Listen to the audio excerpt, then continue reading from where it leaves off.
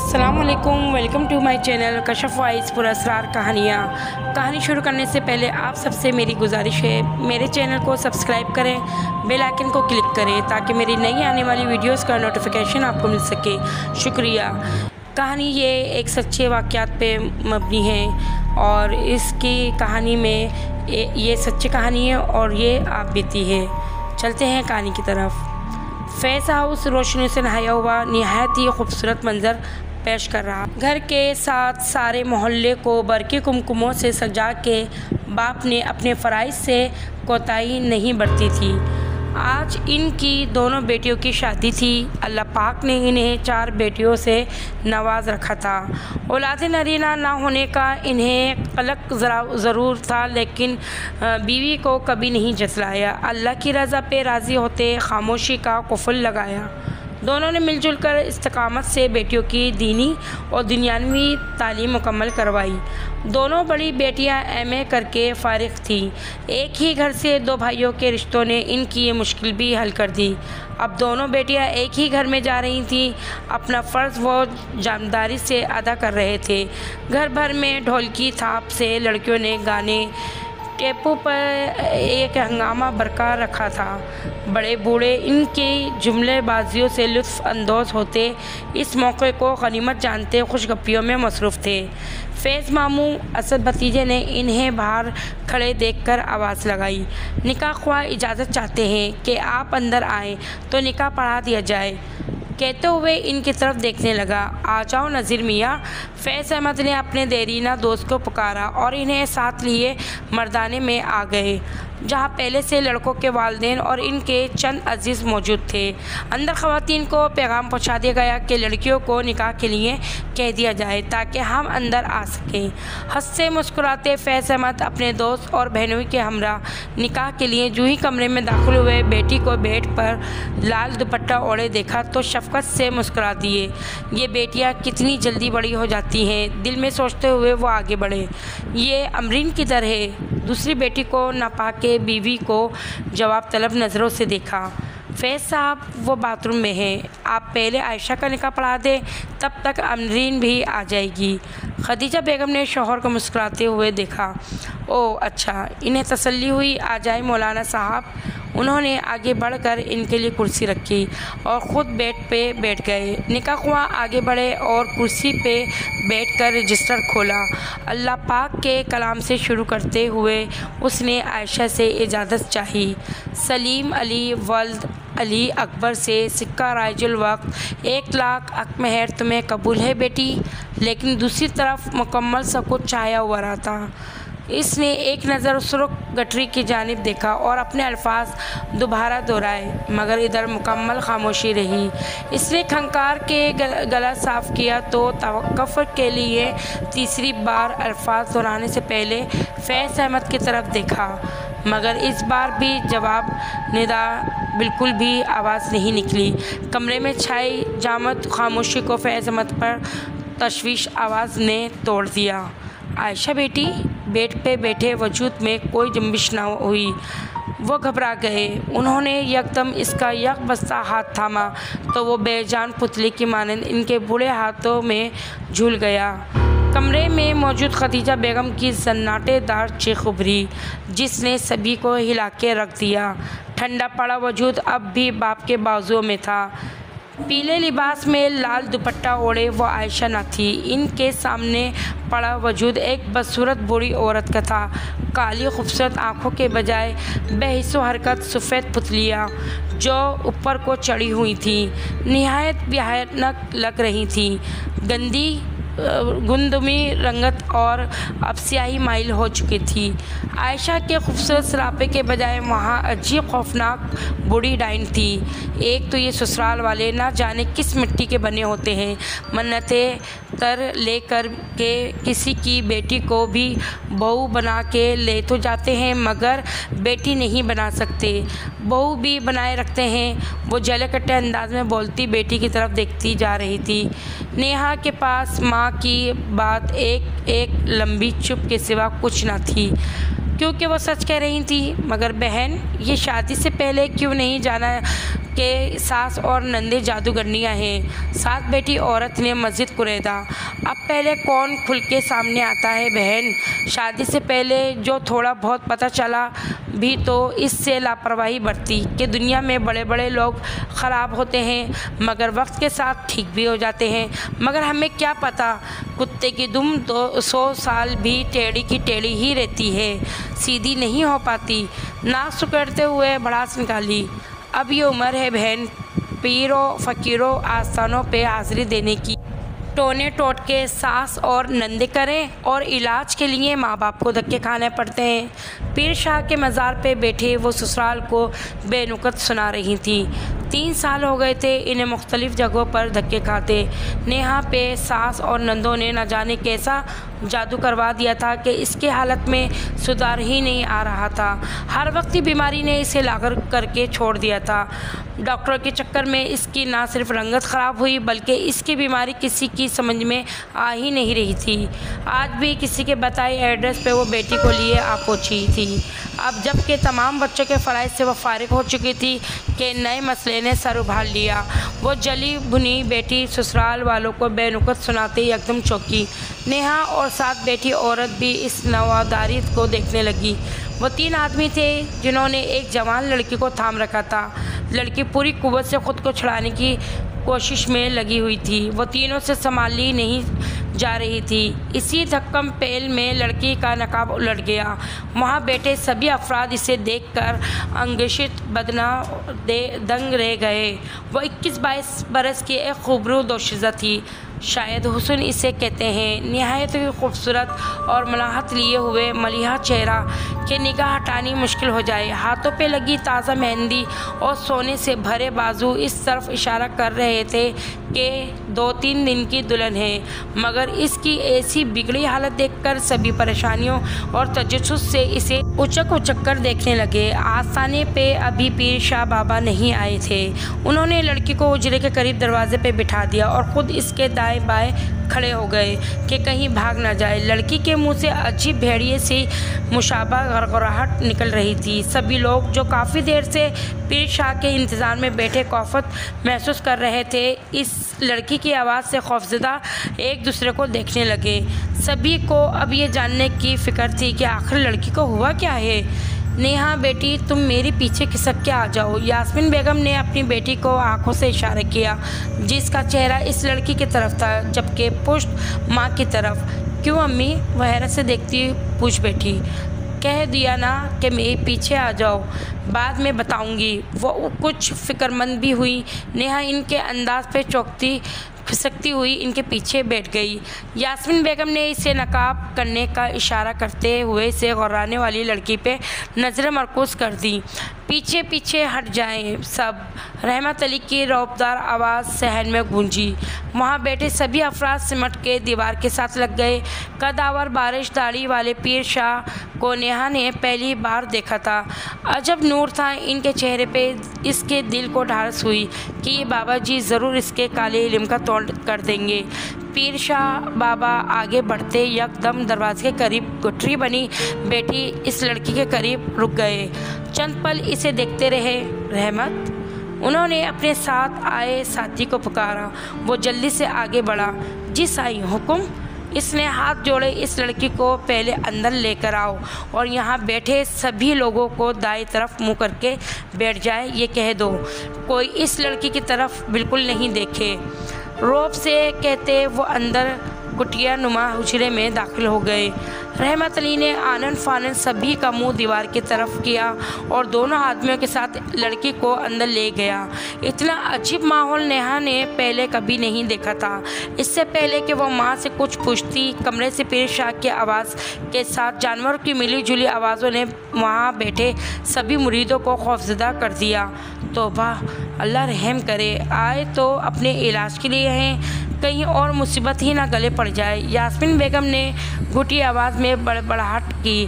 भाई, इस बाबे ने इलाज कर दिया तो कसम है जो दोबारा किसी आस्तीने का रुख करूं। वो दबे लफ्ज़ों में नेहा को सुनाते हुए घूरी। क्या था शोहर को साथ लेकर आती कि इसे भी माँ और बहनों के करतूतों का पता चलता। बोला था मैंने तुम्हें। सर झुकाए इनकी बात सुनती रही। नेहा और माँ ने इसको ये तंबी की, अरे बहन, मुझे तो लगता है इस लड़की पे कोई जिन आशिक है। साथ बैठी आंटी ने राग लापा, जादू के असरात नहीं है, ज़रूर इस पे किसी जिन या भूत का कब्ज़ा है। वो मजबूत मगर दबे लहजे में बोली, हाँ मुझे भी यही लगा, इसीलिए नेहा को पीछे किया है। ऐसे जिन भूत किसी भी खूबसूरत शक्ल की देखकर आशिक हो जाते हैं। वो नेहा की मासूम सूरत देखते हुए फ़िक्रमंदी से बोली, अरे बहन, बचपन से ही यही सुनते आए हैं कि जिन भूत जिस पे एक बार फिदा हो जाए इसका पीछा मरते दम तक नहीं छोड़ते। आंटी पूरे वसोक से बोली, नहीं जाऊंगा, कभी नहीं जाऊंगा, ये मेरी दुल्हन है। भारी चीखती मर्दाना आवाज़ पे सभी ने दरवाजे पे कान धरे। अंदर कुटिया से पीर बाबा और किसी मर्द की तकरार पे सब धड़कते दिल से एक दूसरे की तरफ देखते रहे। सबकी आंखें खौफ से फटी की फटी रह गईं। देखा, मैं ना कहती थी कि कोई ना कोई जिन या भूत है जो इस पे आशिक हो गया है। आंटी अपनी बात पे जोर देते हुए जोश से बोली, हाँ बहन, अब जल्दी जल्दी जिन निकले तो हमारी भी बारी आए। यास्मीन बेगम ने घबराए हुए अंदाज में बंद दरवाजे की तरफ देखा। आप सब लोग दूसरी तरफ मुंह कर लो। इस असरा में रहमत अली की बारोब आवाज़ दोबारा गूंजी।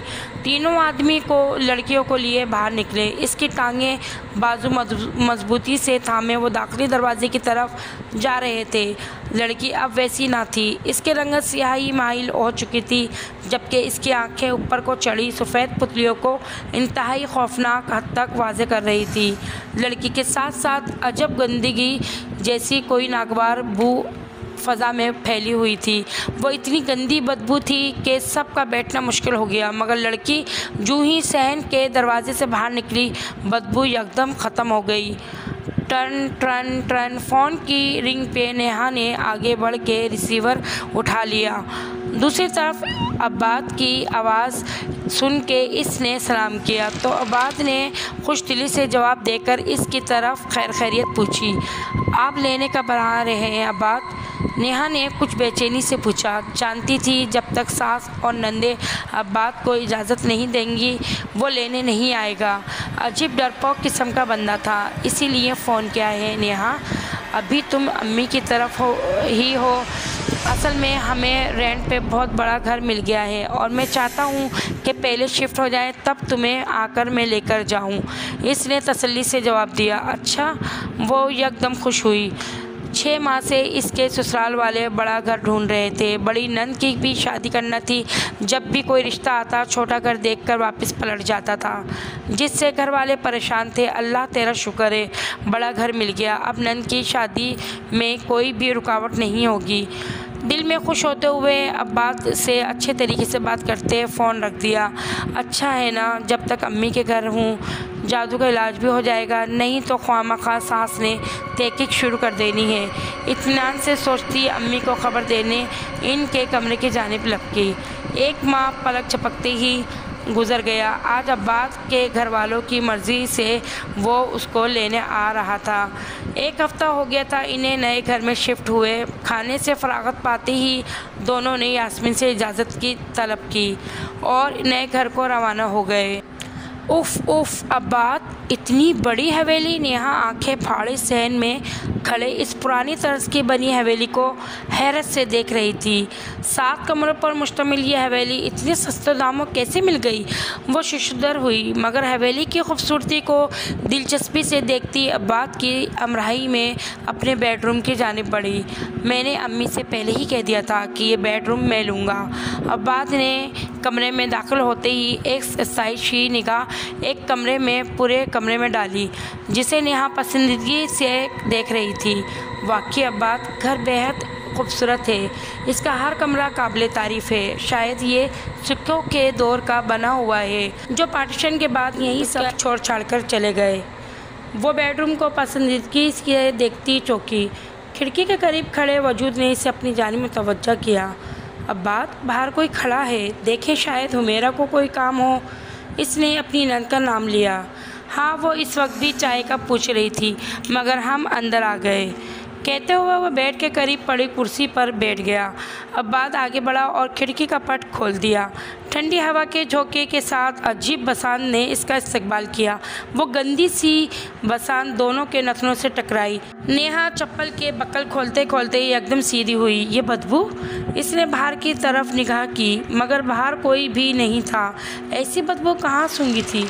वो जहन पे जोर देने लगी। एकदम एक धमाका का हुआ पीर शाह के आस्थाने में। यहाँ ये वही सरान है। मैं कैसे धोखा खा सकती हूँ? अभी 1 माह ही हुआ था जब वो लड़की वहाँ आई थी, मगर ये बदबू यहाँ कैसे? उफ़, क्या करूँ? अब्बास से बात भी नहीं कर सकती। नहीं, फिर वो ख्वामखा ही बाबा जी का बताना पड़ेगा। फिर वहाँ जाने की भी वजह भी बताना पड़ेगी। और वो नहीं चाहती थी कि सास को मालूम पड़े कि मैंने इलाज करवाया है। शशोपन में पड़ी मैंने चप्पलें साइड पे रखी और बाथरूम की तरफ बढ़ गई। ये देखे बगैर के 2 सफ़ेद पुतलियाँ खिड़की के रास्ते इसका ताक़ुब में थी। हुमैरा का खाते पीते घराने से रिश्ता आया था। लड़का दुबई वापस जाना चाहता था, तो घर वालों की मंशा थी कि 1 माह में इसे शादी के बंधन में बांध दें। अब्बास और इसके वालिदैन के लिए ये बड़ी खुशी की बात थी। अभी नए घर में शिफ्ट हुए इन्हें 1.5 माह का अरसा हुआ था और अब ये रिश्ता आ गया था। मतलब घर इन्हें रास आ गया था। इन्हें कोई एतराज़ ना हुआ। चटमंगी पट बिया वाला मामला था। दोनों तरफ शादी की तैयारियां ज़ोरों शोर से हो गई। नेहा भी सब कुछ भुलाए नंद की शादी में जुट गई। आज मायों की रस्म अदा करनी थी। हुमैरा को पीले लिबास और फूलों के ज़ेवरात से पहना के तख्त पोश पे बिठा दिया गया। घर की ख़वातीन लड़के वालों की तरफ से आई। मेहमान ख़वातीन के साथ मिलकर उपटन और मेहंदी लगाते खुशगप्पियों में मसरूफ़ थी। नेहा ज़रक बरक लिबास पहने तितलियों की मानंद कमरे में चक्कर लगा रही थी। अम्मी, मेरा जी घबरा रहा है। हुमैरा ने अचानक अपनी माँ का हाथ सख्ती से थामे कहा। बिल्किस बेगम जो साथ बैठी खातून से बातें करने में मगन थी, हुमैरा के यकबस्ता हाथ और खौफजदा लहजे पे चौंक गईं। क्यों? क्या हुआ? वो सब कुछ छोड़ छाड़ कर बेटी की तरफ मुतवज्जा हुई। शायद इतने लोगों में हुजूम की घबराहट हो गई हो। बिल्किस बेगम ने नेहा को आवाज़ दी। जी अम्मी। सास की आवाज़ पे वो दौड़ी चली आई। हुमैरा को अपने कमरे में ले जाओ। नेहा, शायद गर्मी से ब्लड प्रेशर लो ना हो गया हो, इसे कुछ देर आराम करने दो। उन्होंने बेटी को अंदर जाने का इशारा किया। हुमैरा नेहा की हमराही में इसके कमरे की तरफ बढ़ी। बिल्किस बेगम तशवीश से बेटी को बाहर जाते देखती रहीं। फैज़ अहमद का घर मातमकदा बन चुका था। आयशा निकाह के वक्त बेड पे मुर्दा पाई गई थी और अमरीन बाथरूम में टब में ज़िंदगी की बाजी हार गई थी। इलाके से उठने वाले ये 2 जनाज़ों में हर तरफ कोहराम मचा दिया था। गली मोहल्ला ख़ानदान सभी सोगवार थे, मगर इनकी मौत ने सभी को खौफजदा कर दिया था। इनकी मौत तिब्बी ना थी। हर शख्स ने अपनी जगह पे हैरान परेशान था कि अचानक ऐसा क्या हुआ, मगर किसी की भी समझ में कुछ नहीं आ रहा था। शायद इन्हें कभी मालूम न पड़ता अगर छोटी बेटी अनम को सीढ़ियों से गिरने पे चोट न लगती। फैज़ अहमद इसे लिए डॉक्टर के पास ले गए। तब इंकशाफ हुआ कि इसके नरम व नाजुक बदन पे हाथों के अजीब निशान हैं, जैसे किसी ने थप्पड़ मारे हों। और अनम का दावा भी यही था कि किसी ने इसे पीछे से धक्का दिया है। फैज़ अहमद के कान खड़े हुए। डॉक्टर से फारिग होकर उन्होंने अनम को घर छोड़ा और ख़ुद इलाके के इमाम के पास जा पहुँचे और तमाम सूरत हाल से आगाह किया। इमाम साहब कुछ देर बैठे सुनते रहे, फिर फैज़ अहमद के साथ इनके घर की तरफ चल दिए। इमाम साहब ने जो इन्हें बताया वह फैज़ अहमद के रोंगटे खड़े कर देने के लिए काफ़ी था। इस घर को ख़रीदे इन्हें ज़्यादा अरसा ना हुआ था। सिक्कों के बने इस घर को उन्होंने बड़े चाव से ख़रीदा था। जब इमाम साहब के तवस्सुत से इन्हें मालूम पड़ा कि हिंदू बरहम ने अपने जादू के ज़ोर पे इस घर को एक राक्षस शैतान को ये कहकर सौंपा कि इसकी हिफाजत की जिम्मेदारी तुम पे है और किसी को यहाँ दाखिल मत होने देना जब तक कि मैं वापस ना आऊँ। तब से लेकर अब तक वो शैतान राक्षस इस घर की हिफाजत पे मामूर है और इसी ने आपकी दोनों बेटियों की जान ली है। फैज़ अहमद जो 3 माह गुजर जाने के बावजूद इस गम से ना निकल पाए थे, बेदम से हो गए। अजब दुख गई कहानी थी ये बेटियाँ। फैज़ अहमद ने इमाम साहब की तंबीह पे इन दोनों औने पौने दामों पे घर बेच दिया, जिसमें अपनी 2 प्यारी बेटियां खो चुके थे। इमाम साहब ने ख़ास ताकीद की थी कि बाकी 2 बेटियों का निकाह हर हालत में मस्जिद में पढ़ाया जाए ताकि शैतान के असरात से ख़त्म हो जाए। दूर दराज इलाके में रहाइश लेकर वो इस दुख को भुलाने की कोशिश करने लगे कि अनम के लिए आए असद के रिश्ते ने घर भर में खुशी की लहर दौड़ा दी। फैज़ अहमद और खदीजा बेगम ने इस नए घर में बेटी की शादी की तैयारियों में जुट गए। 3 दिन हो चुके थे, अनम मायो बैठ चुकी थी, घर भर में ढोलकी की थाप गूंज रही थी। फैज़ अहमद ने इमाम साहब के कहने के मुताबिक निकाह मस्जिद में पढ़वा कर इस मुश्किल घड़ी को टाल दिया। अनम की रुखसती ने आयशा और अमरीन की याद ताज़ा कर दी। बखैर आफियत शादी हो जाने पर उन्होंने अल्लाह का शुक्र अदा किया कि अब इनके सर से बला टल चुकी है, मगर ये खुशफहमी जल्दी काफुर हो गई। 3 दिन बाद अनम हंसी खुशी वालिदैन से मिलने आ गई तो असद ने इसे चंद दिन वहीं ठहरने की इजाज़त दे दी। 2 दिन बखैर आफियत गुजर गए, लेकिन तीसरे दिन अचानक अनम की चीख ने फैज़ अहमद को खाना छोड़ने पर मजबूर कर दिया।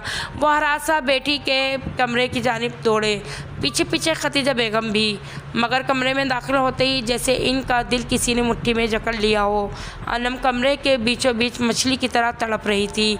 अजब हैबतनाक चेहरा, हाथ पाँव मुड़े हुए थे, मगर जो सब खौफजदा करने वाली बात थी वो इसकी आंखें थी जो सफ़ेदी माइल हो चुकी थी। हाय मेरी बच्ची, खदीजा बेगम ने वहीं दिल थाम लिया। खदीजा गिलास में पानी लेकर आओ, जल्दी करो। फैज़ अहमद ने चीखते हुए बेगम खदीजा को बाहर दौड़ाया, जबकि फैज़ अहमद बेटी की तरफ बढ़े और कुरान पाक की आयत बुलंद आवाज़ में पढ़ने लगे। अनम के मुंह से भेड़िए से मुशाबह अजीब गरगराहट निकल रही थी। खदीजा बेगम के आते ही पानी पे दम करके फैज़ अहमद ने अनम पे डाला। जो ही पानी इसके ऊपर गिरा, यकदम 2-3 झटके लगने के बाद वो बेहोश हो गई। खदीजा, जाओ साथ वाले करीम साहब से कहो अपनी गाड़ी निकाले, पीर शाह के आस्थाने पे जाना है। तब तक मैं और भाई साहब अनम को लेकर नीचे आते हैं।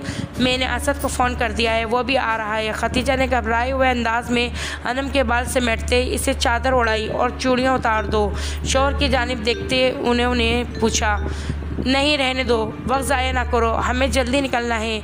उन्होंने बेटी के मेहंदी लगे हाथों पे उछटती हुई नज़र डाली। अभी 2 दिन ही हुए थे कि असद के साथ मैके आई है और आज ये मामला हो गया। न जाने क्यों ये शैतान मेरी बेटियों के पीछे पड़ गया है। वो रोने लगी। अल्लाह बेहतर कारसाज है बेगम, वही मदद करेगा, बस तुम दुआ करो। साथ खड़े भाई के साथ फैज़ अहमद ने अनम को उठाया और बाहर को लपके। असद के आते ही वो तीनों भागम भाग इसे पीर शाह के आस्थाने पर ले जाकर बैठे। इसने कदमों की चाप साफ महसूस की। फिर ऐसा लगा कि कोई दबे पांव चलता हुआ बिस्तर के करीब खड़ा हो गया है। शायद भाभी नेहा है, हुमैरा ने सोचते हुए करवट बदली, लेकिन कुछ पल के बाद कंबल में होती हलचल ने इसे आंखें खोलने पर मजबूर कर दिया। चंद पल यूं ही बेइसो हरकत पड़ी, कुछ महसूस करने की कोशिश करती रही। वो जो कोई भी था आहिस्ता आहिस्ता कंबल खींच रहा था। हुमैरा का ऊपर का सांस ऊपर और नीचे का नीचे रह गया। इसने चाहा कि चीखे, मगर खौफ की वजह से चीख कहीं अंदर ही घुट कर रह गई। कंबल के अंदर उठने वाली बदबू से इसके दिमाग के तार झुंझुना उठे, जिससे इसका सांस रुकने लगा था। फिर जैसे 2 हाथ आगे बढ़े और इसकी नाजुक गर्दन दबोचने लगे, मगर कोशिश बसियार के बावजूद इसे कुछ नज़र नहीं आ रहा था। खुली आंखों वो ये सब देखती रही, मगर इतनी सख्त नहीं थी कि वह हिल सके। इसने घबराहट में आदिल कुर्सी का विर्द शुरू कर दिया। धड़कते दिल से अल्लाह से मदद मांगने लगी। अपनी कोताहियाँ वाज़ेह नज़र आने लगी कि माँ के कहने पे कैसे नेहा भाभी पे जादू करवाती रही। शायद ये इसी की सज़ा है। ए अल्लाह, मुझे माफ़ कर दे, मुझे इस खौफनाक बला से निजात दे। वो गिड़गिड़ाई। मौत की आहट इसे बहुत करीब से सुनाई दे रही थी। फिर जैसे वो माफुकुल फितरत इंसान नुमा भूत इससे पीछे हटना शुरू हो गया। जैसे आगे बढ़ा था, इसके जिस्म से उठने वाली नागवार बसान ने हुमैरा की अटकी हुई सांस बहाल की। इतनी गंदी बसान इसने पहले कभी ना सुनी थी, जो ही वो पीछे हटा, इसकी पुश्त पे फैले लंबे काले और गंदे बाल देखकर हुमैरा की आंखें फटी की फटी रह गईं। ऐसा अजीबुल खलकत इंसान नुमा भूत इसने पहले कभी नहीं देखा था, न सुना था। इसकी ज़ुबान गुंग हो चुकी थी, जिस्म बेहिस्सो हरकत पड़ा इसे खिड़की के रास्ते से बाहर जाते हुए देख रहा था, मगर जुम्बिश ना कर सका। जो ही वो बाहर निकला, बेहिस्सो हरकत जिस्म में एकदम ज़िंदगी की लहर दौड़ गई। शादी वाले घर में अब हुमैरा की चीखों ने एक अर्तआश पैदा कर दिया। नेहा, अब्बास, खाला बिल्किस बेगम के साथ घर में आए सभी मेहमान आगे पीछे भागते नेहा के कमरे की तरफ लपके, जहां हुमैरा खौफज़दा चेहरा लिए ज़मीन पर बैठी चीख रही थी। क्या हुआ? अब्बास ने आगे बढ़ा और जल्दी से बहन को गले लगा लिया। बिल्किस बेगम भी आवाज़ बाख्ता सी आगे बढ़ी और हुमैरा का हाथ थामा, जो बर्फ़ की मानंद ठंडा पड़ चुका था। अम्मी वह हकलाई। वो खौफ से इसकी आंखें फटी पड़ी थीं। वो इधर बहुत बड़ा भूत था। मैंने अपनी आंखों से देखा है इधर। इसने खिड़की की तरफ इशारा किया। सभी ने इसके इशारे पर खिड़की की जानिब देखा। अब सब लोगों की कुछ समझ में नहीं आ रहा था। कुछ नहीं है हुमैरा, कोई भूत वूत कोई नहीं है। थकावट की वजह से तुम सो गई हो, तभी कोई बुरा ख्वाब देखा होगा तुमने, बिल्किस बेगम ने इसे पुचकारते हुए बोला।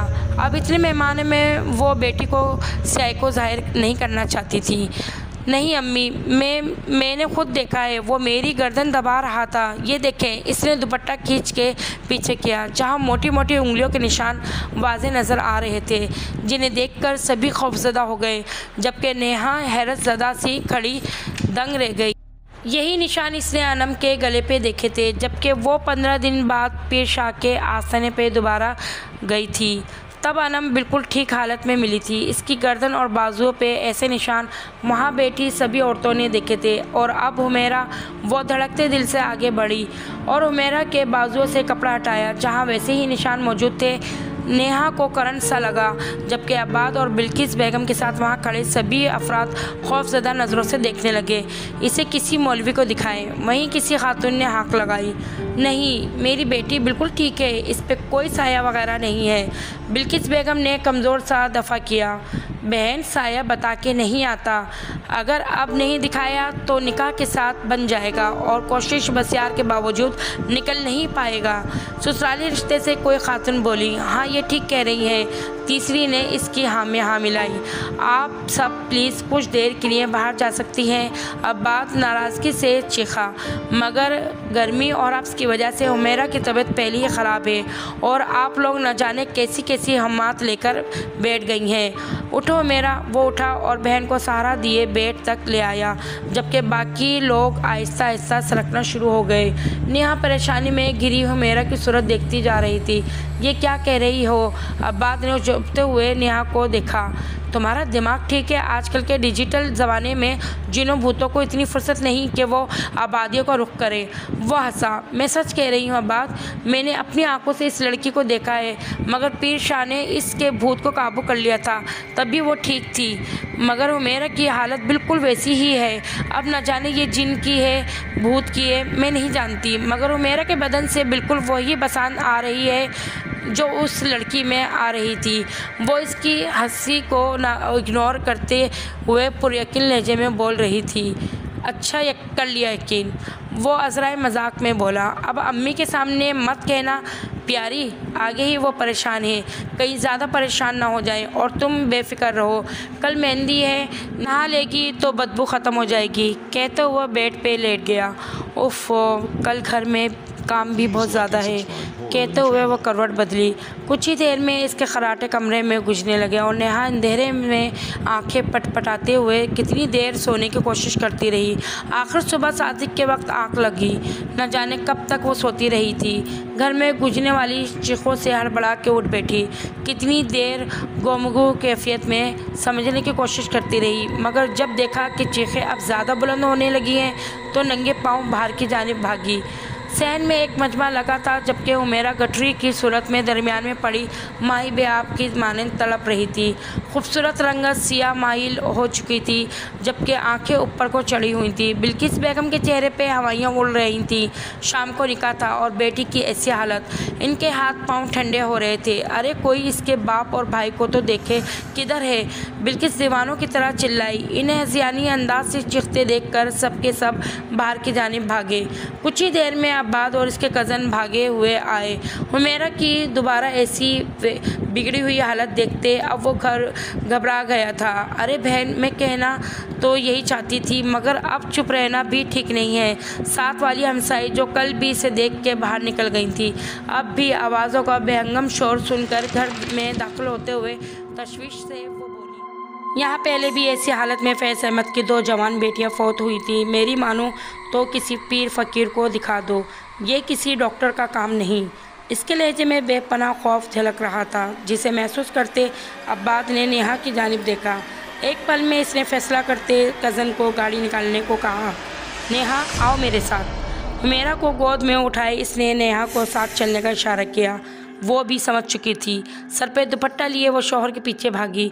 रामदास कट्टर हिंदू बरहम था, काली ताकतों का मालिक। पाकिस्तान बनते ही इसे भी अपने आबाओ अजदाद के साथ मुल्क छोड़ने की दूसरी जगह हिजरत करना पड़ी, तो गम गुस्से की हालत में मुल्क के बंटवारे को नफ़रत की नज़र से देखते हुए इसने अपने पुरखों की हवेली को ताकूती शहर में जकड़ के गैर मरई ताकतों के सुपुर्द कर दिया। जो भी इसे लेता वो मुश्किलात में घिर जाता। इलाके में खौफ व हरास पैदा ना हो जाए, इसे वक्ती बंद कर दिया गया। 10 साल ये हवेली खाली पड़ी रही। हकीकत से जान अनजान दूसरे शहर से आया फैज़ अहमद को जब सस्ते दामों मिली तो उन्होंने बगैर सोचे समझे ख़रीद ली, मगर जब सच्चाई इतनी भयानक रूप में सामने आई तो बहुत देर हो चुकी थी। अनम पे असरात की सूरत उन्होंने इसे छोड़ने में आफियत ही जानी, जो बाद में अब्बाद के वालिदैन ने ख़रीद ली, मगर नतीजा जल्द ही सामने आ गया।